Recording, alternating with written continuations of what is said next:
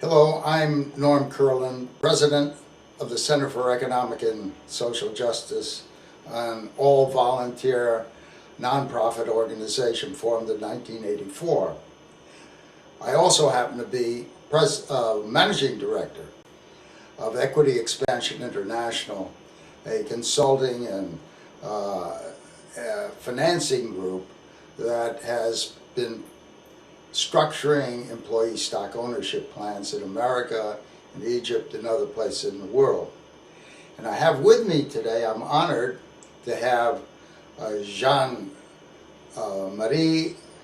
Bukuru from Burundi in East Africa. Jean, welcome. Thank you very much. As he mentioned, I'm Jean-Marie Bukuru. I'm an agricultural engineer from Burundi. Burundi is called the heart of Africa. I have 20 years experience working in the environment, water management, and rural development program. And I was working with European Union, World Bank, USAID, and with different international organizations. Thank you, Jean-Marie.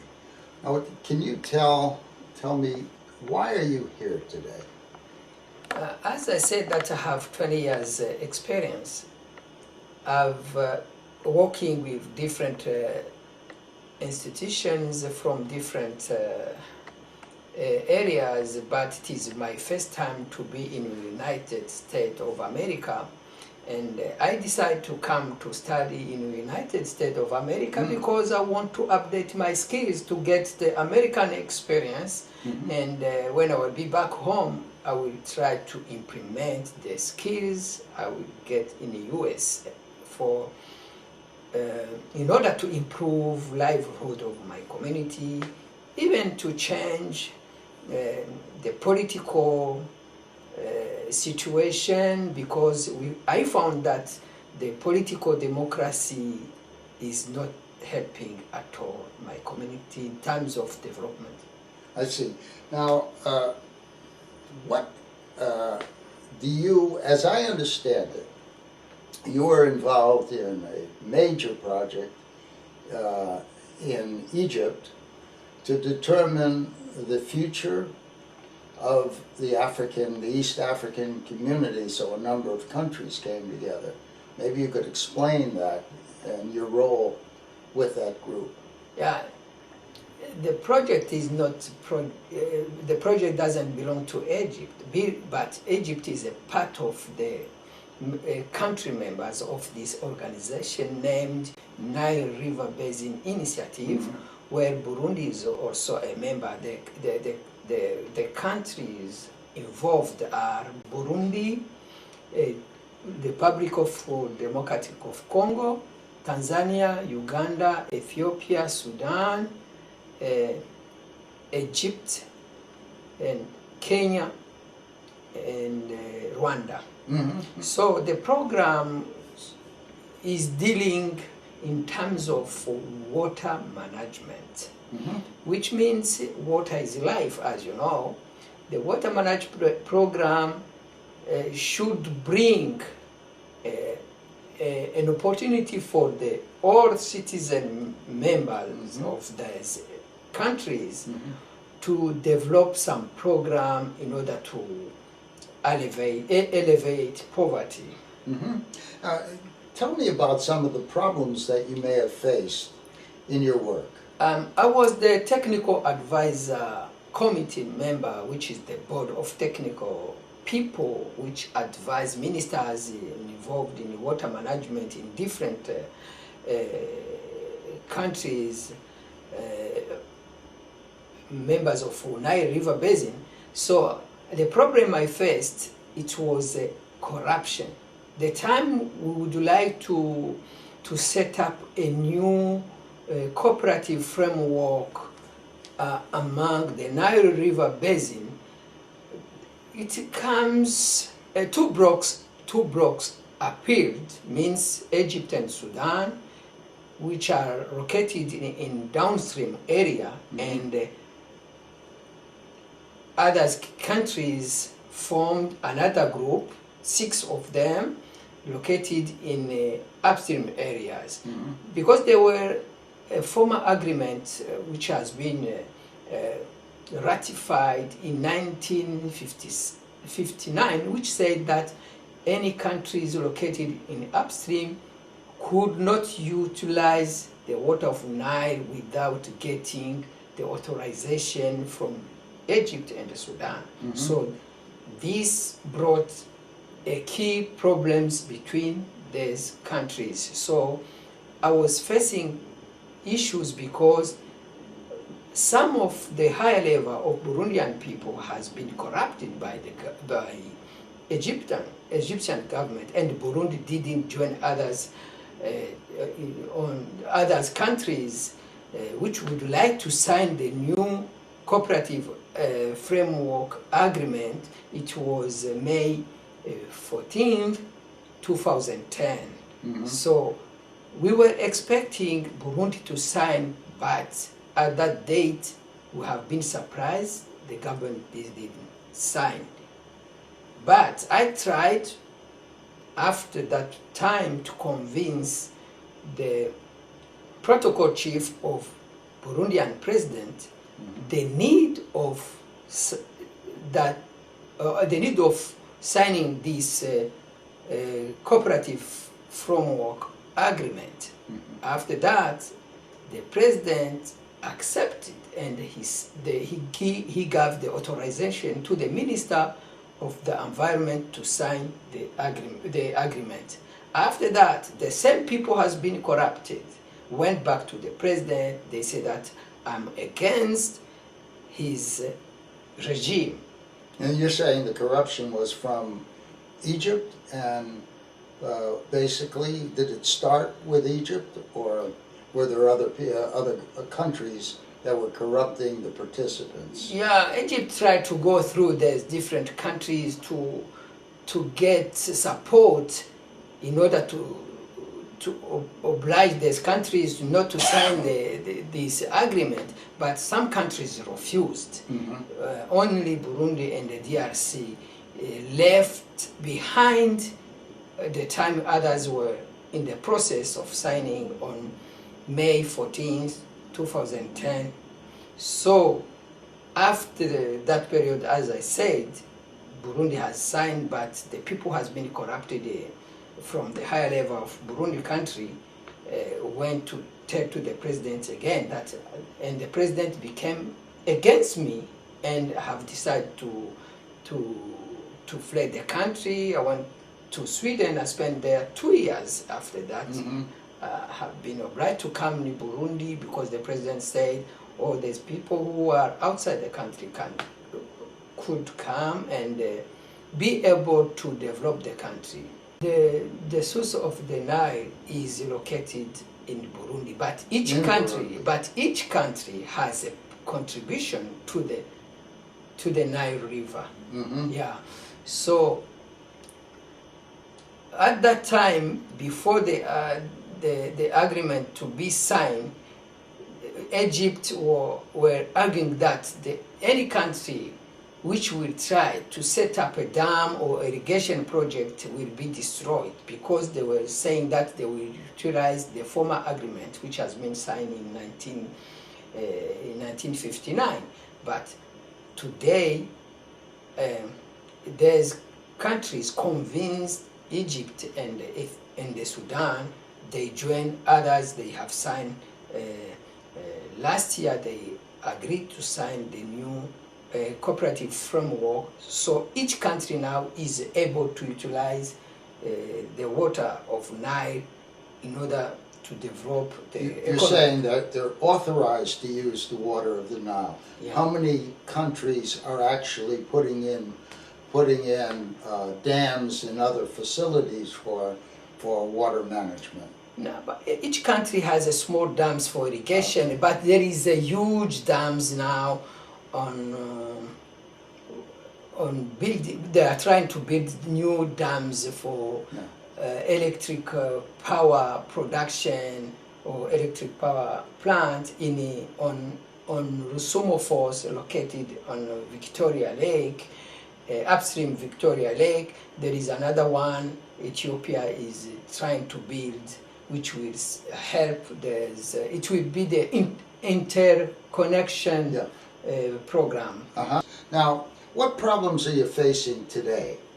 Today, the problem I'm facing is the lack of good governance in Burundi, lack of leadership, because we had what we call political democracy.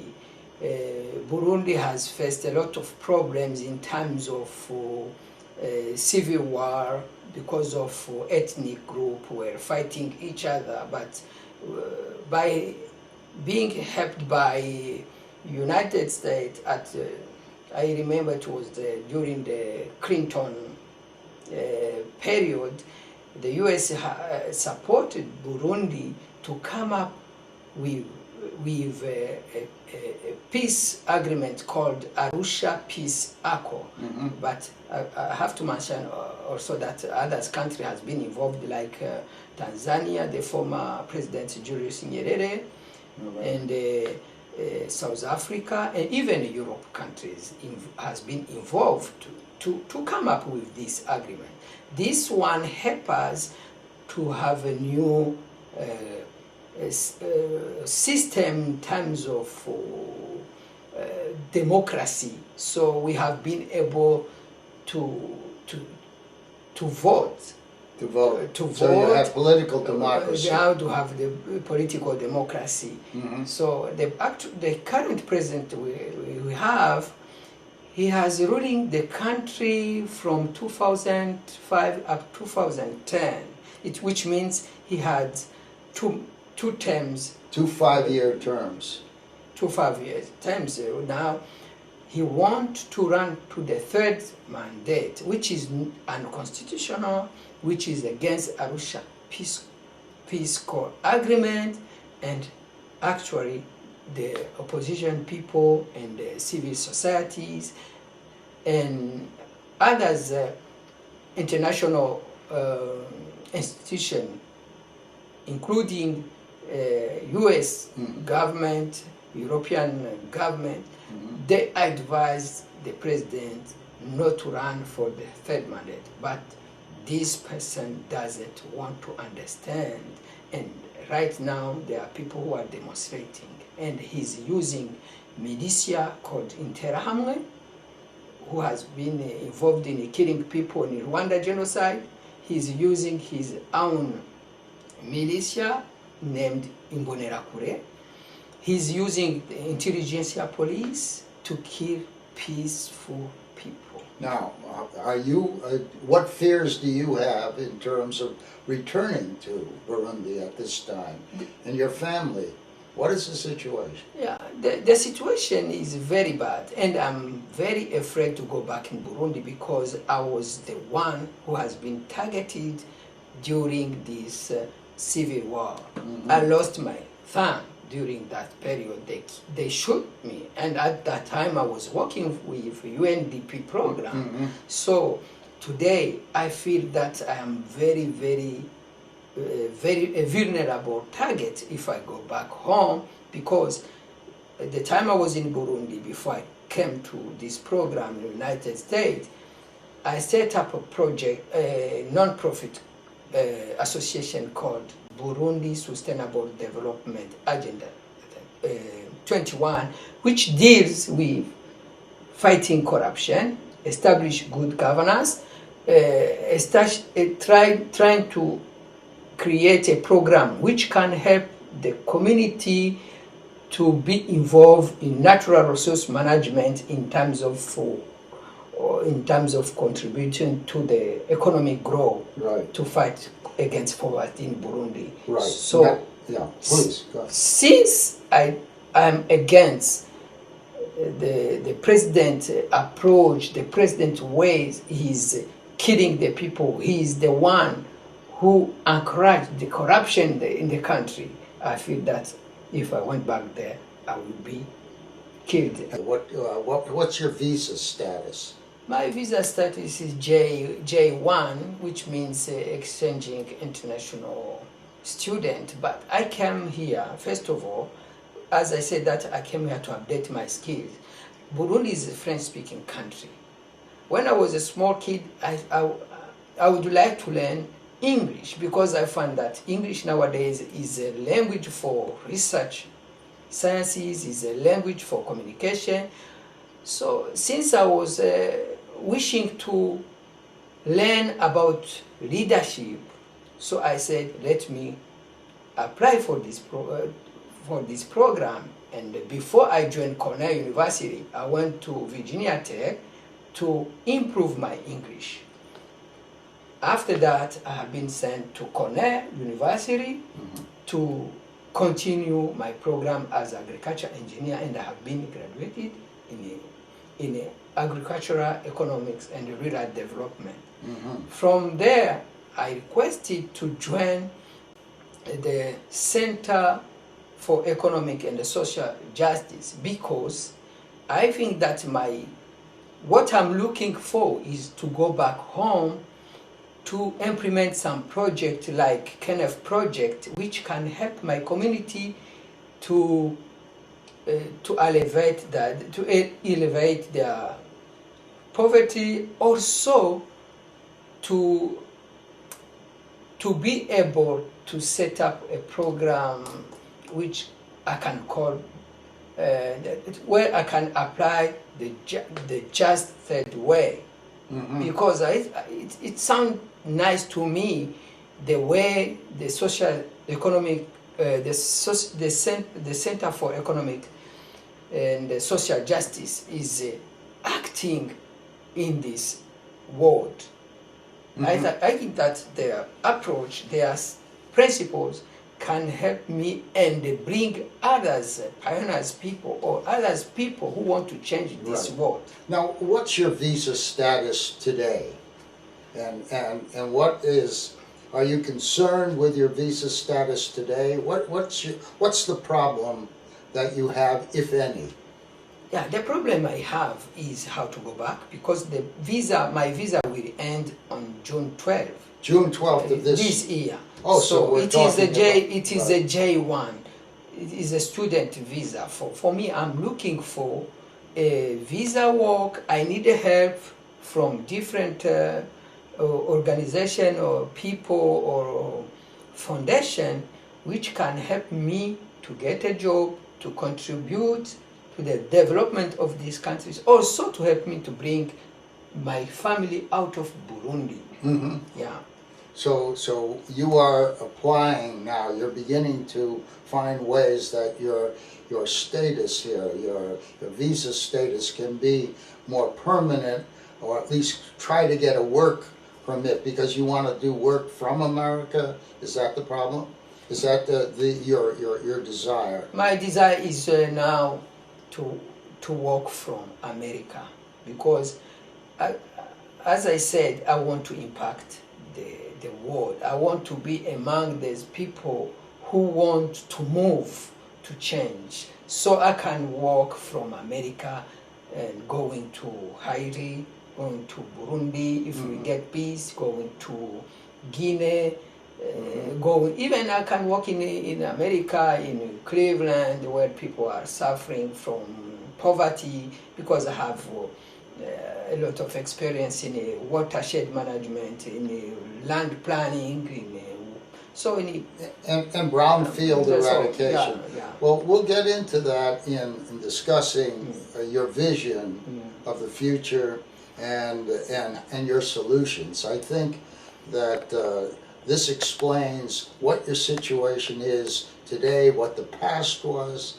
and I have to say that I found in you someone who is a true leader for not just Burundi, but for all of Africa, and I would say the world. Thank you very much. Thank you very much.